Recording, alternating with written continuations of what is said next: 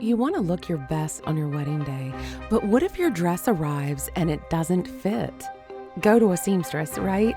And then, what if you're turned away and told it's impossible? That's awful, but sadly, it happens often in my line of work. So often that there are three particular brides from last year that really stand out to me. I'll tell you their stories, and I'll show you how I tried to rescue their dresses.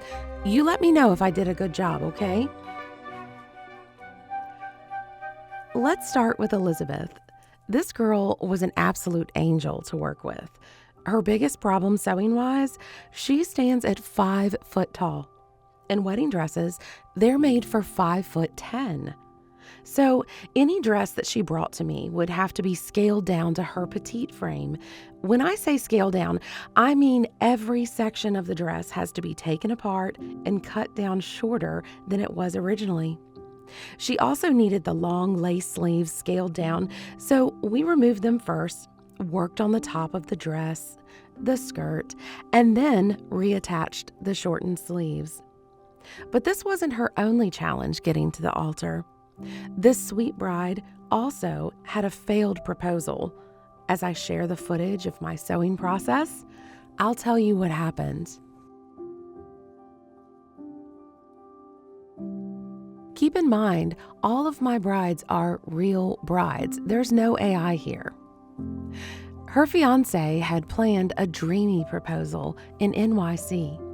You can book a few private moments with a professional photographer atop a skyscraper. It's called The Summit. So that's what he did. Right before they went up to their breathtaking view and surprise question, Elizabeth's father fell ill with a heart attack. Instead of saying yes, she was saying, "Oh no," and riding in an ambulance. He had to be admitted to the hospital due to the cardiac emergency. Of course, his health was a priority, so the proposal was scrapped until sometime later. Elizabeth and her fiancé had tickets to an Ed Sheeran concert, so he proposed midday before that so they could enjoy the event while still buzzing with excitement over the upcoming wedding. Elizabeth was finally getting on the right track, but this next bride had a terrifying crisis. I helped Elizabeth on her wedding day at the Sacred Heart Cathedral in Richmond. Oh my goodness, her wedding was gorgeous. It's crazy how a failed proposal and a droopy dress can end up being part of an unforgettable, beautiful day.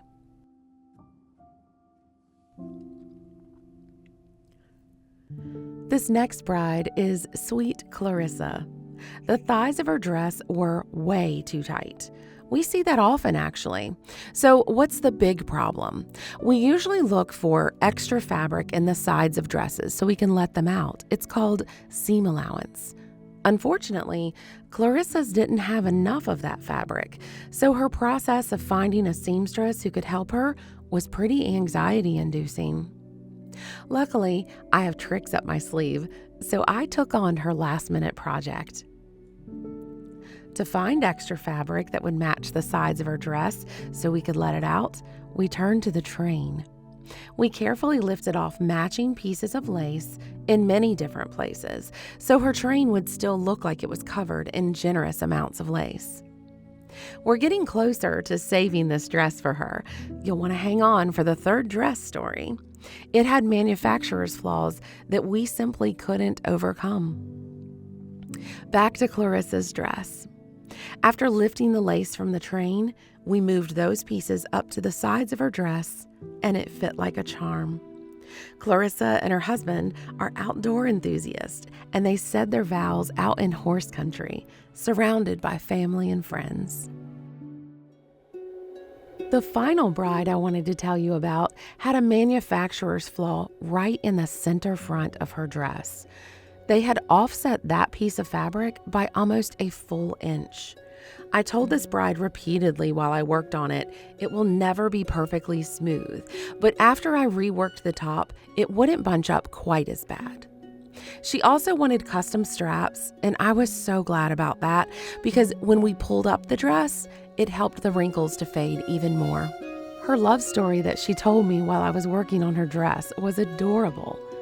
She was working out on the West Coast, and she met a handsome security guard who was stationed at her work for only a few weeks. They talked the hours away, on and off during their shared shifts. The easy conversation made them both start thinking of the other as possibly being more than a coworker.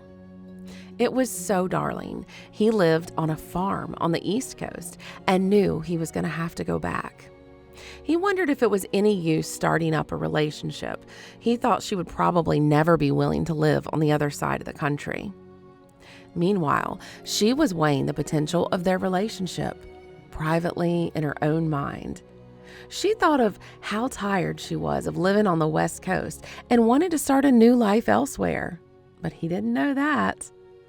Their final mutual shifts approached on the calendar, and he wasn't mentioning anything about them deepening their relationship.